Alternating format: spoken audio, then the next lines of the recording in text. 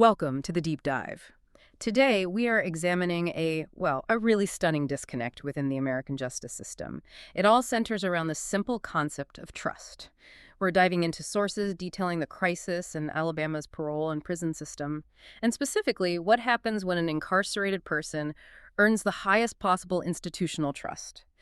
Being sent off-site for work, managing critical logistics, even completing advanced certifications.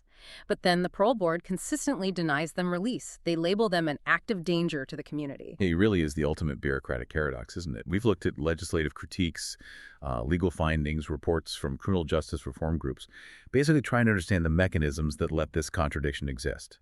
So our mission today is to try and figure out why someone deemed trustworthy enough by, say, the Department of Corrections to work unsupervised, sometimes 7 days a week. Why are they simultaneously considered too risky for parole? Okay, let's unpack this. First, maybe let's ground ourselves in the scale of the problem. This isn't just theoretical, right? Parole is supposed to be a core function of the state's sentencing structure.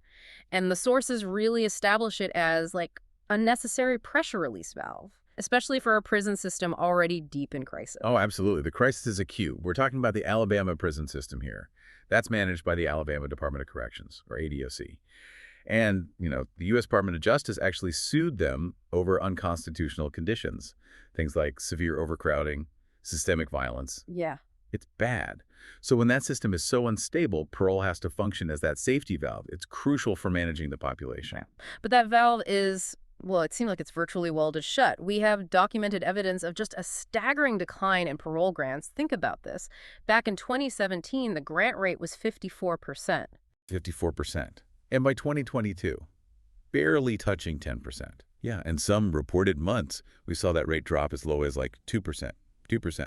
That means thousands of people who are sentenced with the promise of parole eligibility are just stuck. They're languishing in those, violent, overcrowded facilities. So it essentially converts their sentences that offered a possibility of release after, say, 10 or 15 years. It turns them into something the sources are calling de facto life without parole. Exactly. The original intent of the sentence.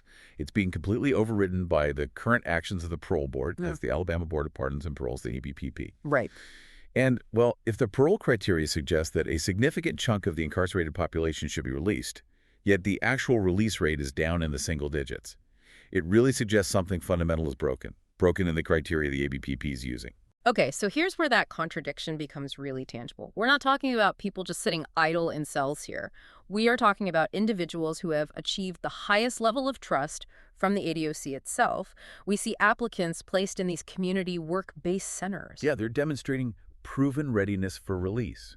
Take the example of Keith Matthews, who's mentioned in the sources. This is someone trusted to work 7 days a week. He'd completed multiple certifications. And get this, he was trusted by ADOC to drive and taxi fellow inmates to and from their jobs in a major metro area. Wow. So unsupervised in the community, basically daily? Pretty much. That kind of responsibility is only given to those the Department of Corrections has vetted as low risk and, frankly, highly disciplined. So that level of trust, it's institutional validation of rehabilitation, right? He's essentially functioning like an employee out in the community. But then when he comes before the ABPP, the parole board, all that demonstrated evidence of stability, of trustworthiness, apparently it just gets discarded. He, like so many others, is repeatedly denied release. And that leads us straight to the critical question. Why? Why doesn't the ABPP, whose whole job is assessing community risk, why don't they give heavy weight to the ADOC's own assessment of institutional and, importantly, work trust? Rep. Chris England, who's a longtime state critic of the board, he called this disregard for ADOC's assessment odd. Odd feels like an understatement. But hang on, let me play devil's advocate for just a second. Okay, so ADOC's primary mission is managing the institutions, right? Security. Maybe the parole board has a point. Maybe they see the ADOC's assessment as, irrelevant to true community risk. I mean, being a good inmate doesn't automatically mean you'll be a good citizen. Is that fair? That's a fair counterpoint to raise, absolutely. But the sources show the ADOC's assessment here is way more than just good behavior. It includes demonstrated community functioning. Things like obtaining electrical degrees, getting trade certifications, working unsupervised, handling logistics out in the real world. If someone is functioning reliably like that, outside the fence in a high responsibility role, surely that speaks directly to their potential for success back in the community. But the ABPP's mechanism for denial, it just seems to actively ignore this, overwhelming evidence. And while Keith Matthews and others are demonstrating this trust, providing essential labor, the pay is just staggering. They're earning about $2 per day, is that right? That's right, $2 a day. So the system benefits hugely from this disciplined, cheap labor. Yet, contrast that $2 per day with what the state actually pays to keep them locked up. The reported cost is around $87 per day per prisoner. $87 per day. That's over $600 a week. $609 a week, yeah. So let me get this straight. The state relies on their discipline and labor. Labor, which keeps institutional costs down, fills essential jobs. But simultaneously, they use a point system that ensures these same trusted people stay locked up, which forces the state to keep paying that $87 a day instead of releasing them to, become taxpayers. You got it. The system benefits from the labor, but denies the reward that the labor is supposedly earning them, their freedom. It actually creates this kind of perverse financial incentive, doesn't it? An incentive to keep disciplined, low-risk people incarcerated for longer. Which brings us right to our next section. Yeah. If demonstrated behavior is just systematically ignored, what is the ABPP focusing on? Okay, yeah. Let's talk about these flawed criteria they publish, this point system they use based on predicted risk for recidivism. But we need to be really clear here. These guidelines, they're technically voluntary. Ah, yes. That is probably the most crucial detail. Voluntary, meaning even if an applicant scores really well, even if the guidelines recommend release, the ABPP, the board, they retain absolute discretionary power to just say no, deny parole, which means the point system can be, and, well, apparently often is, ignored. Especially if there's political pressure or maybe external opposition is high, it effectively makes the whole process feel arbitrary. And the criteria itself gets heavily criticized by reform groups, like Alabama Appleseed. They say it relies on these arbitrary factors. Let's start with what they call the 12-month behavior trap. Right, the 12-month trap. This seems incredibly short-sighted when you look at it. The guidelines only evaluate disciplinary actions within the last 12 months of someone's time in prison. And the profound critique here is that this restriction just completely kills the incentive for long-term rehabilitation. Why would you bother achieving a clean record for 5 years or 10 years if only the last year matters? As the source says, all that long-term hard work will not count in their favor. That feels completely backwards. It rewards, what, short-term compliance, tactical behavior, rather than genuine, sustained change over time. It really does. And the absurdity, I think, is best shown by this comparison the sources make. Someone like, say, Keith Matthews again, with maybe a decade-long clear record, he could actually be penalized a point for some really minor infraction in the last 12 months. Like the example given is having an extra packet of ramen or ketchup. A condiment infraction wiping out years of positive behavior? Okay. Right. Meanwhile, someone else who committed a very serious violent infraction, maybe a stabbing, but they did it just 13 months ago, well, they could receive 0 disciplinary points if they managed to keep their record clean for the past year. And that's especially true if they were maybe housed in segregation during that year, right? Which makes compliance much easier because they're isolated. So focusing only on those 12 months, it just completely skews the picture of who's actually ready for community life. wow, okay, that is a severe structural flaw right there. Yep. What about this reentry plan penalty? Applicants get penalized 1 to 2 points if their reentry plan is incomplete, which means needing both a work plan and a home plan secured. Yeah, and critics argue this just creates an automatic penalty for people who don't have strong outside resources. Think about it.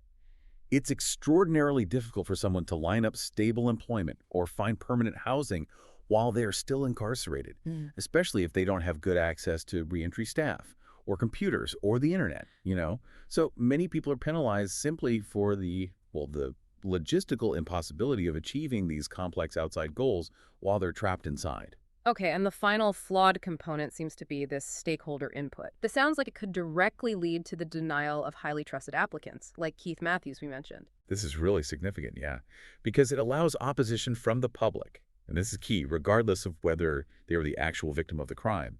It allows that opposition to override clear evidence of rehabilitation. The guidelines penalize applicants if anyone speaks against them. It's +1 point if it's law enforcement or certain advocacy groups, and +2 points if the victim or their family opposes release. And which advocacy group are we talking about specifically? The sources mention groups like VOCAL, which stands for Victims of Crime and Leniency. And the criticism is that when groups like VOCAL oppose parole based solely on the severity of the original crime, which remember is already factored into the point system elsewhere, Well, the applicant is essentially being penalized twice for the same initial offense. Mm. It's basically the definition of double counting. Right. And there was another example Thomas mentioned in the sources. He was denied parole even though he had, what, 19 letters of recommendation from correctional staff calling him trustworthy? 19 letters, yeah. But the board cited negative input from stakeholders. Mm-hmm. And in his case, that input came from the Attorney General's office, even though the victim's family didn't attend the hearing or oppose his release. So that external opposition, based purely on the original crime decades ago, it just overruled all the demonstrable evidence of change. Just overruled it. Exactly. And let's not forget the crucial factors the guidelines don't include. Factors that should weigh heavily in the applicant's favor. Things like age, for instance. That's ignored, even though we know recidivism risk drops dramatically as people get older. And maybe most shockingly, the ABPP guidelines fail to include the ADOC's own comprehensive risk assessment. The very assessment that determined people like Keith Matthews were trustworthy enough for that community work in the first place. The system built to measure risk seems to ignore its own best evidence of readiness. So wrapping this up, what does this all mean for you, the listener? We've really reviewed two completely parallel yet totally contradictory realities happening inside this correctional system. On one side, you have incarcerated people who, through years of hard work, education, community labor, they earn this immense trust from the Department of Corrections. And that trust is validated by things like unsupervised work details outside the prison fence. Right. And then on the other side, you have the ABPP, the parole board. They're using this systematically flawed, often voluntary point system, a system that seems to prioritize short-term infractions and external opposition that's often double counted, prioritizes that over verifiable long-term rehabilitation and demonstrated trust. And this structural failure ensures that the parole safety valve, it stays closed, trapping thousands in that crisis environment. So here's the final thought for you to consider. If the system is structured in such a way that long-term rehabilitation and demonstrated community readiness, things like Keith Matthews' electrical degree, his driving responsibilities, his 7-day work week out in the community, if all that is deemed systematically irrelevant to the actual decision-making process for release, what does that really imply about the intended purpose of correctional programming? Of sentencing itself? Yeah, you really have to ask yourself, what is the true goal of incarceration if the entire incentive structure for positive change is actively undermined by the criteria for release? And if the state is spending massive sums, that $87 per day, while simultaneously denying freedom to those it trusts enough to work for $2 a day, what needs reform more urgently? Is it the massive, expensive physical infrastructure of the prisons? Or is it the policy system, the guidelines that dictates who actually gets to leave them, regardless of how ready they seem to be?